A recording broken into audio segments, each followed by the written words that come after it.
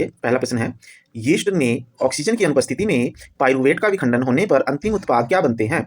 Ethanol और carbon dioxide, lactic अम्ल, carbon dioxide और जल, पाइरुविक अम्ल। तो इसमें ऑप्शन ए रहेगा एथेनॉल और कार्बन डाइऑक्साइड ऑक्सीजन की अनुपस्थिति में। पौधों में फ्लोएम उत्तक का मुख्य क्या कार्य है? फ्लोएम, एफ फॉर फ्लोएम और एफ फॉर फूड, यानी पत्तियों में बने भोजन को पौधे के अन्य भागों तक पहुंचाता है। ऑप्शन बी सही रहेगा इसमें, ऑप्शन बी आंसर राइट है। प्रश्न 3, मानव पाचन तंत्र में क्षुद्रांत्र यानी छोटी आंत में मौजूद दीर्घरोम की क्या भूमिका है? यह पचे हुए भोजन के अवशोषण के लिए सही क्षेत्रफल बढ़ाता है, तो ये सही बात है। वसा का मलसीकरण, भोजन में मौजूद कीटाणुओं को मारना, पाचन एंजाइमों का उत्पादन करना, तो इसमें ऑप्शन ए सही है, पचे हुए भोजन के अवशोषण के लिए सतही क्षेत्रफल बढ़ाना। प्रश्न 4, रक्त दाब को कैसे परिभाषित किया जाता है?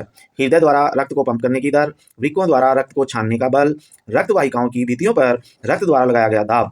तो दाब जो होता है रक्त दाब, और दाब वाला ही ऑप्शन सी सही रहेगा इसमें, तो ऑप्शन सी राइट आंसर।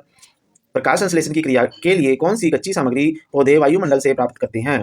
तो ये वायुमंडल से कार्बन डाइऑक्साइड गैस लेते हैं, ए ऑप्शन राइट आंसर। मानव उत्सर्जन तंत्र में वृकाणु या नेफ्रॉन की क्रियात्मक इकाई में बोमन संपुट का क्या कार्य है?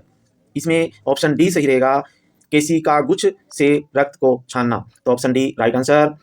हमारे शरीर में हीमोग्लोबिन की कमी का सबसे सीधा परिणाम क्या हो सकता है?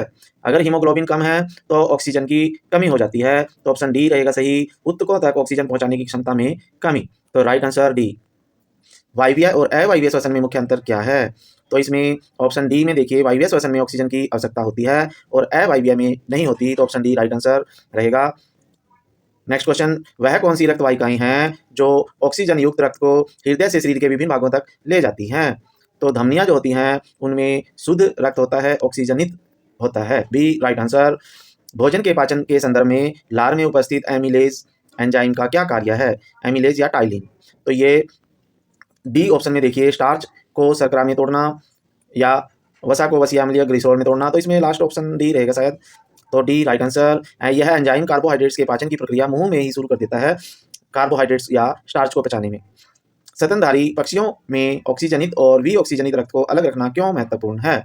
तो इसमें आपका बी ऑप्शन जो है, शरीर का स्थिर ताप बनाए रखने के लिए, उच्च ऊर्जा की आवश्यकता को पूरा करने के लिए, तो ये जरूरी है, बी राइट आंसर।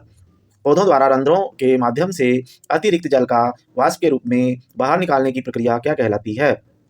तो ये वाष्पोत्सर्जन होता है बच्चों पौधों के।